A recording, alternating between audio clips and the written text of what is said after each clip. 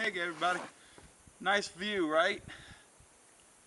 If you're curious what you're seeing in behind me, this is the Mattaponi River in beautiful King William, Virginia, or King and Queen County, Virginia. I'm not entirely sure what side of the boundary line I'm on. Probably the King and Queen side. So, Tidewater, Virginia. I'm here updating you with my week 5 observation report.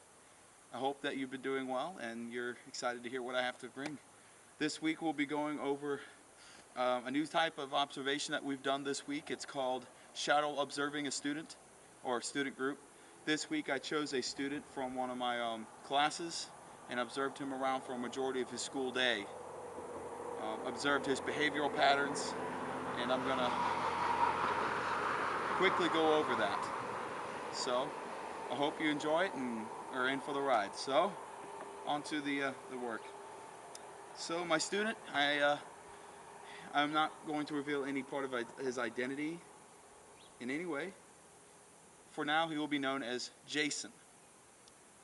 Jason, he is a pretty smart student from what I can tell from his grades. He's pretty smart, he knows his stuff, and he's very thorough in class.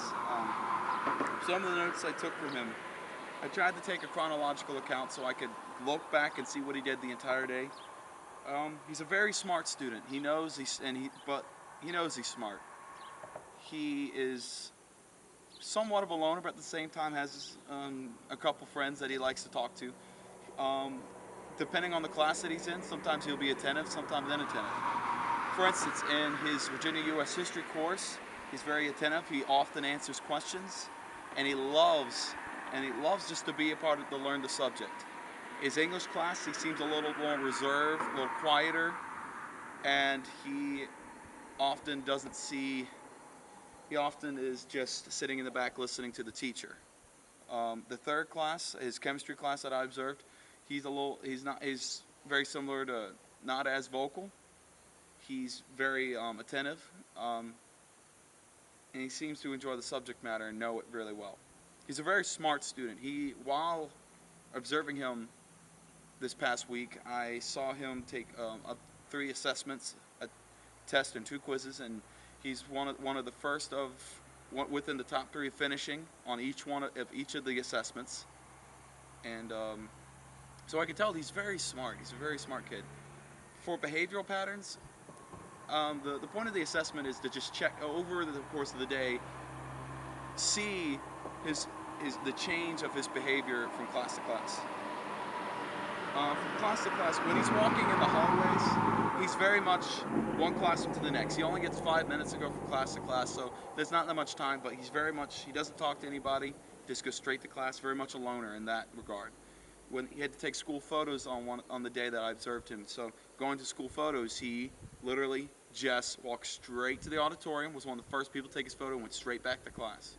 So he didn't take advantage of the fact he'd just be sitting there for a while in line to take his photo. So he went straight in, straight out. He's a good student, very good student.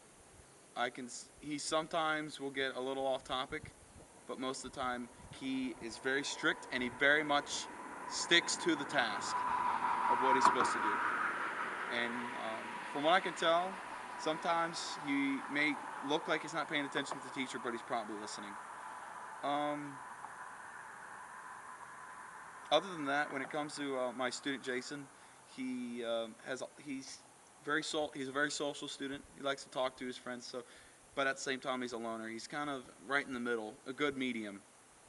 And he'll be a successful student. I guarantee that. He comes from probably a pretty decent middle class family. He dresses nicely, wears nice clothes. He walks into school every morning that I've seen him walk into school. He's always carrying the same coffee mug, drinking. Loves black coffee apparently. One of the things I got out of him, overheard from him, was he likes classic rock music, stuff like that. So I understand the point of this assignment. There will be more written dialogue below this video to talk about what